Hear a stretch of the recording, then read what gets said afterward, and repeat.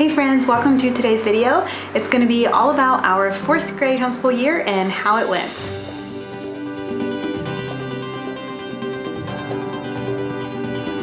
Hey friends, welcome back to today's video. I'm so excited for this video. It means that we are done with 4th grade. I can't believe it. It's so exciting. I'm really glad. And I have, in case you don't know, I have twins that are in 4th grade and I've been homeschooling them since the beginning, and we are so excited to be, they still have a little bit of a couple things left, but for the most part, they are almost done with 4th grade. And so that's super exciting. We're super glad. And without any further ado, I'm gonna get into it because this might be a long video. So I have my books all spread out here. Grab a drink, make yourself comfortable, a pile of laundry to fold while you listen to me talk, and hopefully get some ideas for your kids as you homeschool. So I wanted to show you guys this first of all. If you watched my picks for 4th grade, curriculum I chose for this year, I had some morning menus in there, which are like when you go to a restaurant, those menus, and you can slip papers inside, and I had like a to-do list in there they had to do every morning or every day for school, and then they use dry erase marker to check off the things as they get them done. But the plastic on them, my boys were pushing really hard. It was almost like ripping and tearing and stuff. And so we started using these protector sleeves because these are a lot cheaper and easier for me to replace here where I live, and making a to-do list on here, and they just mark it off with their dry erase markers. Now we use this probably 3/4 of the school year. Towards the end of our school year, we kind of fell off the bandwagon and we were just ready to be done. And they knew at that point kind of what they had to do each day. And honestly, the biggest thing is I just quit checking them at the end of every school day, and so they were not motivated then anymore to go through and complete them. So it probably falls back on me as a teacher the most. One more thing I wanted to mention, we all know that motivation is a big part of trying to teach our kids to be independent and get their school work done. This is something else we started using probably the second half of our school year, is a thermometer. It's my husband's idea, so I can't take credit. But so on Monday, if they get their morning list done and their afternoon list done, they can color this in for the morning, this one for the afternoon, and all through the week, and whatever they get, however much they get colored in for the week till Friday evening is, then they get that much screen time. And so if they didn't get all their schoolwork done by a certain time, then they couldn't color it in. And if they didn't get their afternoon list done just simply before bed, we didn't really have a cutoff time, then they couldn't color it in. So that was really motivating for them to get their screen time. And what I did is I just took sticky tacky on the back, and we just had this sticking on the glass window over here at the side of our room. And I made some for my little boys also, the 2 younger brothers, but the older 2 more had deadlines they'd be done by. The younger 2 was more just they just simply had to do their school at some point during the day. For the older 2, they had a lot more. In 4th grade, they had more independent stuff than what the younger ones did. The younger ones, it was basically up to me to do school with them. And so we gave a little more freedom there because they were relying on mom. So this is a big motivation piece that really worked well for our boys. This year, my twins have been the most independent they have ever been in 4th grade. I'm so thankful for that. It's made a big difference. I'm still right there looking over their shoulder, checking their work. There's still a lot of things I am doing with them, but there's quite a few significant things, big things that they could do independently. And so things like the thermometer and the to-do list and stuff like that were just the ticket. It worked really, really good. For history, Bible, literature, we use Sunlight and science. We used Core D, which is like their 4th grade equivalent.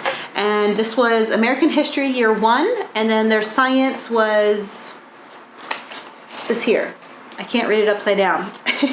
But it was a really good homeschool year. We got a lot done. This is the 4-day schedule, and then I got the 5-day books as an add-on, and we could read those in our own time, and some of them we haven't got to yet, and we'll read them during our summer break, but we have read most of them and loved them. For in case you guys don't know, we live in Cambodia, and for most of the school year I didn't have access to a library.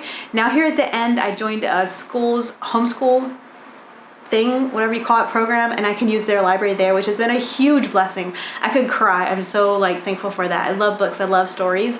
And so in the past, any books I brought over, that was our library, that was our books, that's all we had. And we would read those books again and again and again.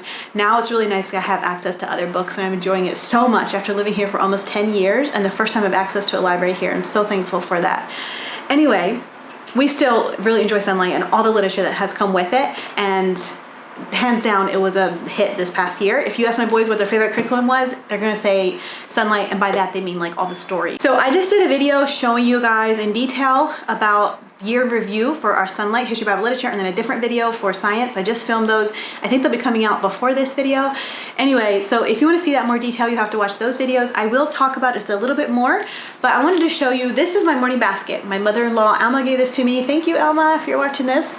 And this is what I would keep like our current read alouds and Bible stuff in it. And then I'd pull it with me to my table and use it. I would kind of like to get a morning cart, one that has wheels, so I could like pull it to the table. Our table right now gets so full because I have 4 boys on it, and they all come with their stack of independent books. And they're trying to work on the independent books while I'm doing read alouds with them, and the table is just too full even for like this basket. And so it'd be nice if I had one of those carts on wheels that I could pull over to the table and have it set beside me. It wouldn't take up precious table space. This here I sometimes will set on the floor, but sometimes a cup gets spilled or something, and then I'm always afraid the books are gonna get wet, and it just would like add an extra layer of protection. But for the most part, I say that if books are on the table, if drinks are on the table with our books, they have to have lids on, because otherwise it's too dangerous with all those books there. Anyway, so getting into what I have in my morning basket, typically what we were doing in a day at the end of our school year.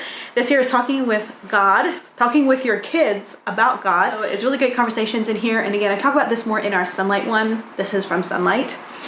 This here is American Indian Prayer Guides. This is like praying for different American groups. This is something I added. It's not from Sunlight, but it's through Destinations, which is the mission organization agency that we work with.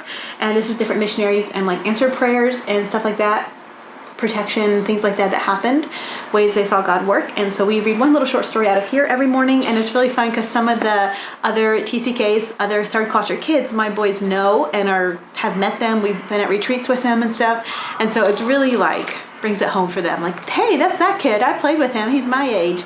And we've already messaged like the parents occasionally and been like, hey, we read your kid's story today in the book, and you know, my kids thought this about it. Every year, Sunlight will have a missionary story in their year, and this year was Adoniram Judson, and we really love this book. I knew the story, but I learned a lot of details that I didn't know before, and I would even find myself telling my husband, hey, did you know this about Adoniram Judson, or did you know that about Adoniram Judson? Like, I don't know, it's quite the story, quite the interesting story. Okay, this was something that is not part of Sunlight, something I added to our morning basket. It's Little Pilgrim's Progress, and so the original author is this guy, Helen Taylor, but it was envisioned and illustrated by Joe Sutphin more recently, and it's like follows like a rabbit, as if he's a little Christian, as if he's going through a life, but he's traveling on like this road, a pilgrimage to heaven, but he calls it the kingdom. And it has a lot of allegories about like the Christian walk and how he has to fight off different bad guys and resist temptation. He has a burden he carries on his back, and he leaves at the cross eventually. And then the second half of the book is about Christina, his little sister, following behind him. And all the illustrations in here are beautiful. I think there is coloring pages you can buy to go with this. I don't have them. All my boys have really enjoyed this one. Maybe not the 4-year-old, but the other 3 can comprehend and understand this one. One part in there, they talk about like, why does God allow bad things to happen? And I just thought the way they explained it was really, really good and simple for children. And it was something along the lines of like, it makes us yearn for heaven. But I can't remember all the details right now. It's been a little bit ago that we read that part. Okay, this year I purchased from JDA. She creates different stuff for homeschool moms, basically. This here is kind of like a social studies questionnaire thing, and it comes with a level A and level B. And I really got it for the level A. I use those with my younger children, like what's your address, what's your phone number, what's your parents' full name, stuff like that. What do you do if you get kidnapped? Yeah, stuff like that. And then this one here is for grade 2+, and it has questions again like what's your parents' full name, what country do you live in, what area, what are the 3 major mountain ranges in America, what is the name of what is the name of the vice president, what is the name of the president, what's the name of your mayor, how does the water cycle work, what do you do if you see someone choking, what is the capital of the United States, who wrote the Declaration of Independence, what is the freezing point of water, boiling point of water, which is, it works because in their Good and Beautiful Math, they're working on memorizing those things also, and so they correlate well. Most of these were a little bit on the easy side for my 4th graders, but there's a few of them that they did not know. And then being as we live in Cambodia, we worked on memorizing the name of like the Prime Minister here, the King here, along with the President and Vice President of the United States, because that is our nationality. So then along with our morning basket, along with this, we have a bulletin board over here where I have a scripture, a poem, and history that we go over every day. With our Sunlight, it has suggested Bible memory, and I printed it out and put it over there so we could easily review it. The poetry, sometimes the Good and Beautiful would have a poem for them to work on, and then also with Sunlight, for about 6 or 8 weeks, we had to work on a speech. yeah, that we put up there. We didn't completely memorize it, but we just got really familiar with it. And then I try to change the hymn out maybe once a month or once every other month. Right now we're working on All Hail the Power of Jesus' Name. And so I'll pull that up on YouTube and play the song off of there. And then also with Sunlight, with the Bible Memory, they have a song also that you can play the Bible Memory song with. So I'll play that off my phone. Okay, so I'm gonna show you just a couple books from Sunlight. I'm not gonna go into all of them. This is our poetry book, and we would read one poem out of here a week. And this is the Children's Introduction to Poetry. I talk about this more in that video I just filmed, but it introduces different authors and their poems, and you can play it from your phone. They have a website, you can play it, have someone else read it, and there's like some music, or they say the correct accent, stuff like that to go with it. And so it's a great little introduction for poetry. These are the 3 cores that go with the history that we did this year. And again, I talk about it more in that video, but this one here is actually really interesting and easy to read out loud, especially the portions that are about a particular person. And then this one here has great pictures to go along with it. And you would only use this about once a week. And I think we're gonna use it again next year with our Sunlight. And this is the landmark history of the American people. And this one has pictures, and it's interesting writing in this one. All right, and in the spirit of trying to keep this video not too long, these are my twins' favorite readers from this past year. And in the Sunlight year review I just did, I go through and talk about each book individually, but these were some of their favorite ones. And these are some of the readers that they read. A couple of the thicker ones I read aloud to them, but any of the thinner ones they read. And I just want to show you this one quick. This is a graphic novel, which my boys are really into right now. They love that. Okay, so next of all, math. We did level 4 from The Good and the Beautiful of their math, and let me kind of explain this mess a little bit. This here is the mystery maps, mental math. So every day they would have just a little box in here to kind of review. They look at this side, and you as the teacher look at this side. It has the answers, and they're supposed to do it mentally. So it gives you like 146 plus 19, and they're supposed to just do it in their head and tell you the answer. They were also working on, towards the end of the year, working on like boiling point, in Celsius and Fahrenheit, boiling point, freezing point, and normal body temperature. And so I wrote them on our wall over there because I'll just like randomly ask them throughout the day to help them remember it. And here where we live in Cambodia, we use Celsius, but in America, where we're from, we use Fahrenheit. And so I really think it's important that they memorize both of them. So I really like these. I like how in the back it has the map, and then there is stickers. And so after they complete so many of the mental math problems, they can put a sticker on the map. It tells them when. And then there's a story back here where they get to choose. Like if you're gonna choose this option, you go to this page, or if you could choose that option, you go to another page. And so they get to read that then too. So I'm looking forward to that, and I think it's just like a little reward for them for working so hard. So every day I would have them work on flashcards. So this is what they had at the end of the year that they were still working on, some of the 12s family, and just a few other ones that they were not getting correct. But for the most part, they have these memorized, and it helps their math to go much, much faster when they're on top of these. So I would just have them review them, and as I would notice they were forgetting certain ones, I'd pull them, put them in, or I'd pull ones they have mastered out and just keep rotating them so that it stays fresh on their minds. All right, beginning of this school year, we started out using iPads for their math and using it as like a PDF, and they have like the pen and would fill it in. But they were getting distracted. They were clicking on things they shouldn't be clicking on, and drawing, taking pictures of their face and drawing mustaches and beards and giggling and laughing and being very, very distracted. Also, if they would set the iPad down for a minute and go to the bathroom, a younger sibling would come and try to grab it and play on it, and then it would create tears. Yeah, so my husband and I decided it wasn't worth it. It was causing too much stress. So at that point, we started printing them out, and I would just put it on a clipboard, but it was getting too expensive to print in color. The printer we had then was very, very expensive to refill on color. And so then we got it printed just locally at a print shop here, and the rest of Math 4, and we just printed it in black and white, and they put it in this really cheap binding, but it works. And we're almost done. We have just a couple lessons left, like 5 lessons left, I think. And it's black and white, it works fine. Yeah.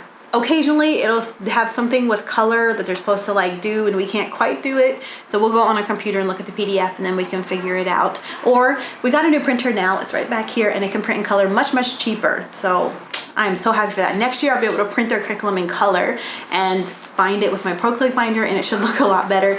And I just think black and white is not very inviting. It doesn't make you want to do your math. And so I'm excited to have it back in color again for next year. Anyway, with The Good and the Beautiful, you have a QR code you can scan to watch a little lesson, a video that teaches it to you, or you can read the mini lesson. For about half or 3/4 the school year, they were into watching the video, and then they realized that the mini lesson is way shorter if mom just reads it to them.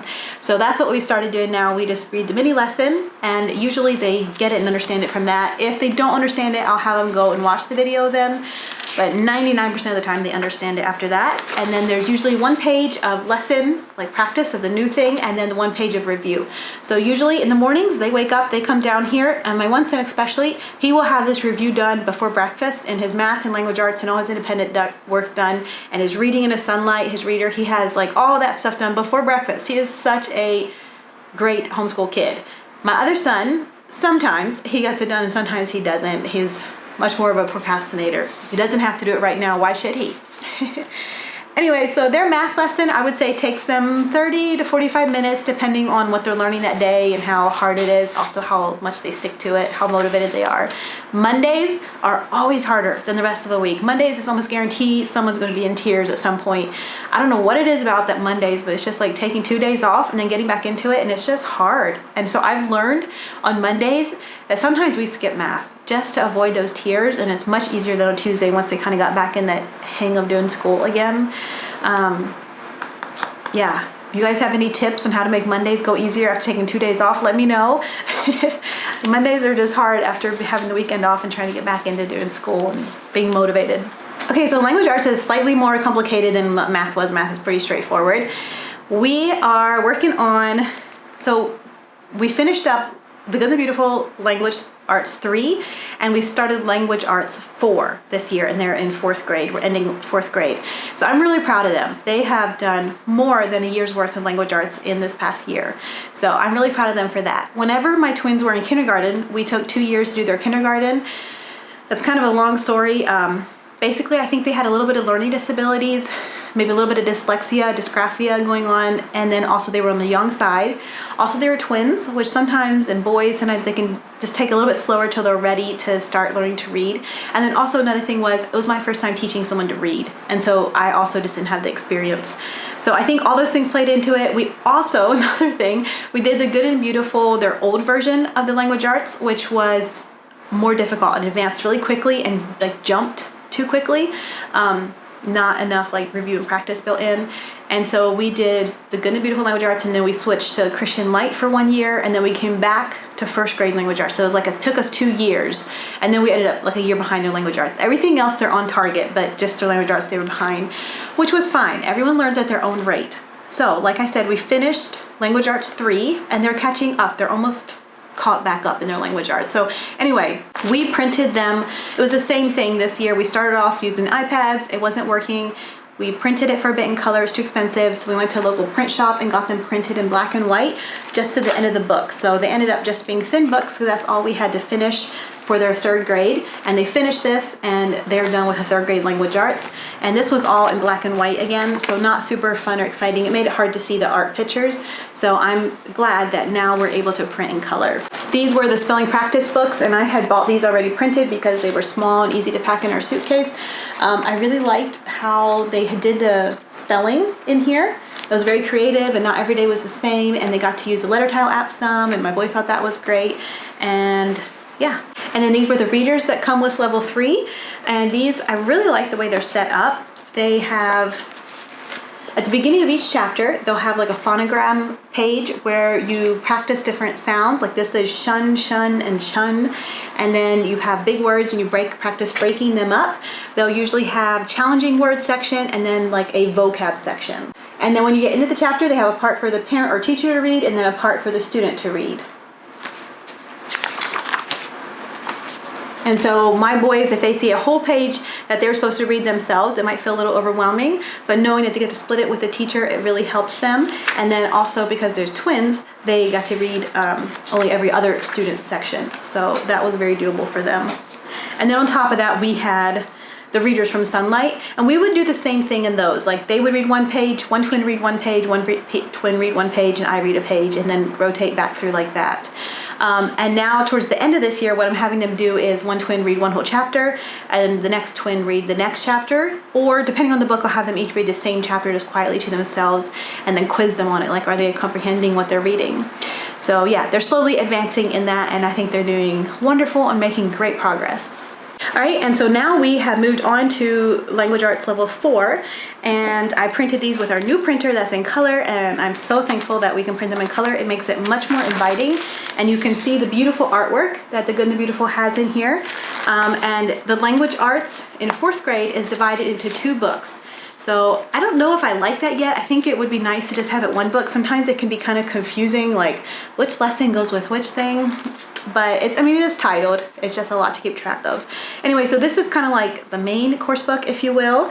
And it covers literature, grammar, usage and punctuation, art, geography, spelling, vocabulary, and writing. This book here is the spelling and writing workshops. So every other day you have a spelling. So one day you have a spelling workshop, the next day you have a writing workshop, and they rotate back and forth like that. So one thing I like is they'll tell you to use different colored pens and to try to write your spelling words really small on the landscape. I think this can be really creative. Here they had to do type their spelling words. Sometimes they'll have like a list and then you roll a dice, numbers with different things like balance a book on your head, bounce on your seat, lay on the floor, and say your spelling words out loud, like different things. So depending what number you roll with the dice, then that's the thing you have to do while you practice your spelling words. And I like that. I like it's creative, and like I didn't get to do fun things like that when I was in school to practice my spelling words. Some days it is a lot. So right here, it's this whole page and this whole page, plus the main lesson in their other book. So what I do sometimes is I'll put an X on like certain portions of it. I'll look ahead and see, okay, like in 2 days when they do a spelling workshop again, they're going to be doing the exact same thing with maybe just a different group of words. So what I'll do is I maybe will have them skip a little bit in here, and because I know they're going to get it again in 2 days. It depends. If it's their actual like spelling words, maybe not. If it's a spelling rule they have mastered, yes. If it's a spelling rule they have not mastered, probably not. So another thing I do is up on my whiteboard, I write their spelling words up there, and every single day I have them practice writing them, whether or not it's in here. So that's also why I feel okay skipping a couple things in their spelling workshops if we need to. So I also have the spelling flashcards from The Good and Beautiful. Some people don't know they have these, but they're like fill in the blank. And so you can go through and you go over the roll, like CK or CK at the end of words. And then on the back they have the answer. And so we will go over those, not every day, but every once in a while. And I also have them hanging on like little clips up above our whiteboard, so it's easy to reference if they need to. In the back of their language arts, they have these sentence challenge climbs, and so they're supposed to read these sentences with challenging words up to the top and see how fast they can do it while also pronouncing the words accurately. And once they can do that, then on the corresponding page they have a bird they can color in, and they can go to the next page, the next set of challenging ones. So this here is ladder 1, and this here is about the bald eagle, the bird, and so then that's the bird they get to color in here. This here is ladder 2, and those words, and then they get to color the bird in there. And I like that it's not just challenging words. I like that they're in a sentence. I think that challenging words are a lot easier to read when they're in a sentence and they make context, they make sense. So yeah, we are done with the first unit in level 4 of the language arts. Like I said, we just started it. They're doing really good. I'm happy with the progress they're making, and I don't view them as behind at all. I think they're doing great, and we will get caught up. My plan is to keep working on it over the summer and into 5th grade for a bit, and then whenever they get done, then we'll just start with the 5th grade book, and I'm guessing they'll end the 5th grade one probably about the end of 5th grade school year. So I'm really happy with that. Okay, so a challenge that I faced was my boys were not memorizing like what a noun is, what a verb is, what an adjective, adverb, preposition, and The Good and Beautiful was adding on different forms of speech, and they weren't quite able to keep it straight in their heads. And so I went to the Teachers by Teachers looking for like flashcards or something like that. I wasn't able to find good flashcards on there. They had some, but the one I found only had 5 parts of speech, not all 8. So I don't know why that was.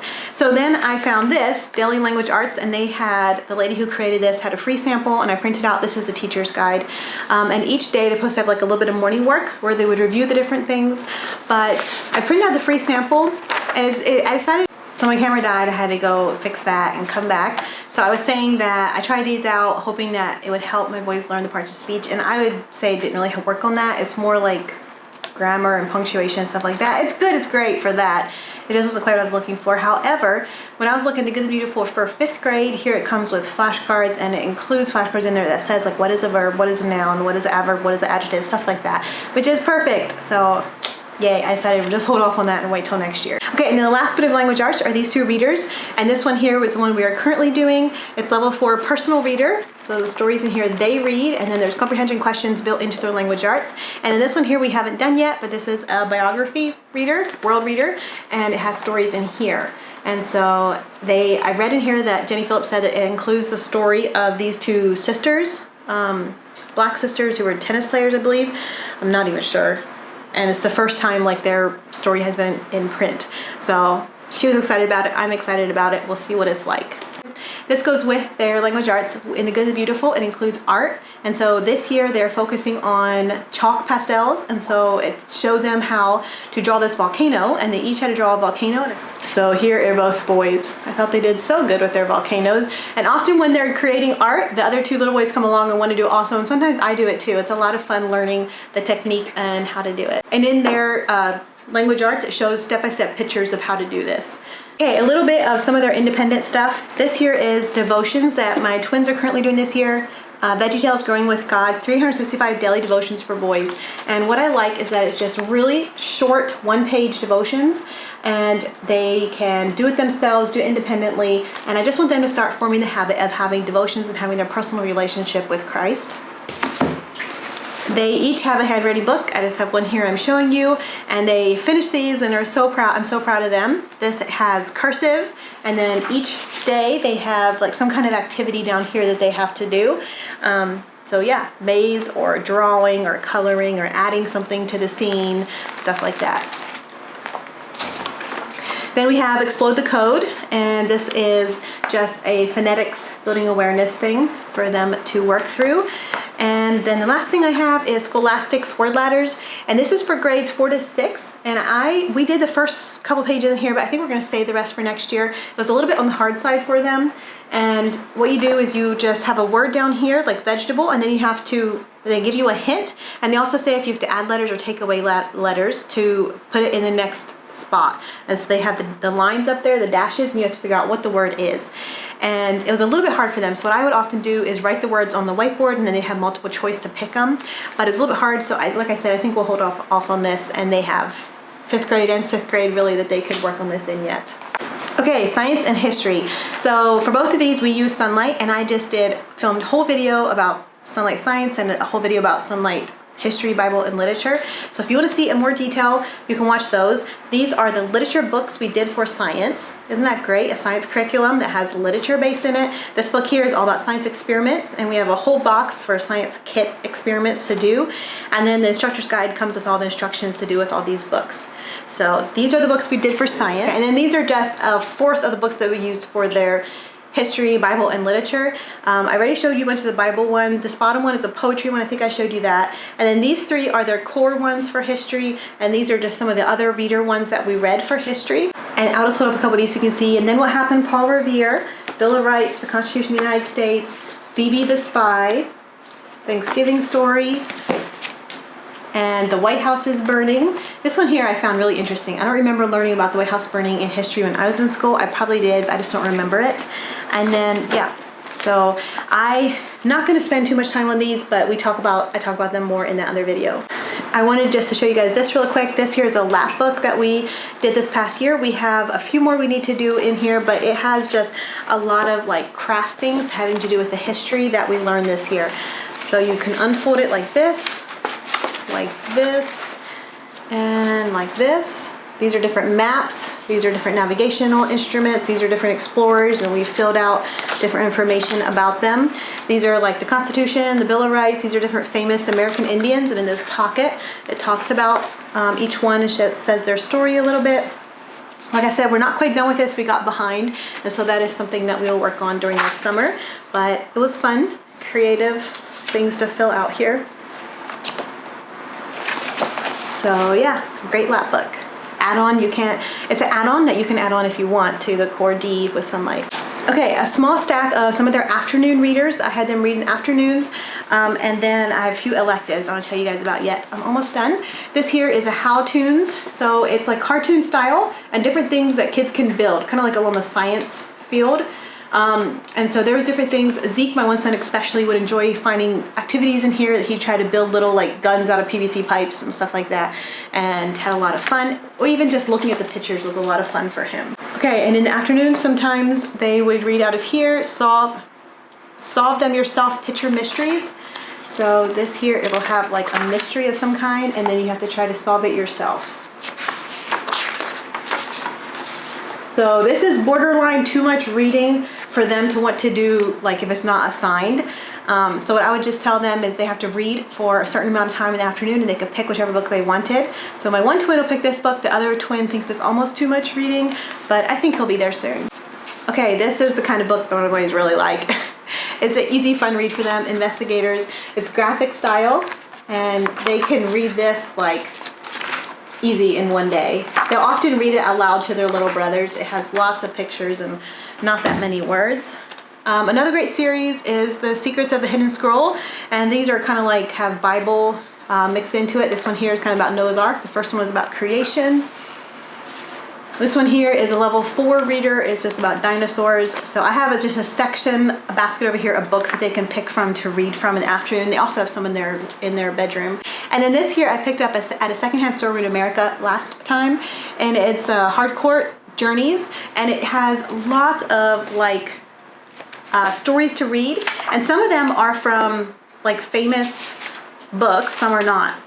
So for example, this here is a story Because of Winn-Dixie, and so it has like a chapter or a summarized story, and then they'll have like Your Turn. They usually have a question at the beginning, and I also really like they always have vocab and context, like a picture with the yellow word highlighted, and in the story it's highlighted so if they don't know how to say it correctly. And so I'll have them read one story out of here in the afternoons. We just started this not that long ago, so we'll keep working on this one over the summer and for them to read it. But this is like a 4th grade reader, and so I thought that would be fun. Last of all, a couple electives that they do is they do PE class. We do that on Monday afternoons, and all 4 of my boys do it. And we go with a group of other homeschool kids, and we have coach, and he comes and teaches them different things. And then they also do basketball, and so that is just like for a season. It's not the whole school year. This is their first year doing basketball, and it's with a school where the homeschoolers are allowed to come and join them, and so they have really been enjoying that. My husband is really into basketball, and so he's glad that they get this opportunity to play with a team and to listen to someone else besides mom and dad and to work with a coach. And so yeah, they're enjoying that, and we'll probably do that again next year if they want to. We'll see. And then we also just recently were able to join, like I said, that school's library, and so we're able to go there and use a library and get books out and stuff, which has been such a blessing. It's been so nice. And then one other extra or like elective is they're learning Khmer. So they play a lot with their neighbor children here. We live in Cambodia. The language here is Khmer. And so the one girl is teaching them Khmer. She just kind of doing it for fun. They're a little bit older than them, like 1 year older, 2 years older. Anyway, so these are some of the letters in the Khmer language. So these are the practice writing them. I got some flashcards. These are letters and numbers for them to go through and learn. And I printed off JDA's language learning folder. She has one for Spanish, and then this one here is just called her language learning folder. And so what we do is we just one day I have to keep my morning basket, and like for one day we'll go over one page, and then until they keep reviewing that page till they have it mastered. Then we go to the next page and keep reviewing that page till they have it mastered. And right now we're on colors. So as you can see, I just bought this and printed this off not too long ago. We're working on colors, saying them in Khmer, and then we'll move on. And there's lots of different like themes in here.